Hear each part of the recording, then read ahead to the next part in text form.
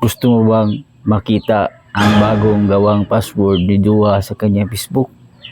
So tara, tuturuan kita. Pero bago ang lahat, i-follow mo na ako. Let's go! Ang una mong gawin kaibigan ay hanapin ang kanyang Facebook at hawakan ang kanyang phone. So halimbawa ito. So ilong press mo lang ang app. Then tap nitong app info. Then force stop mo lang. Yan.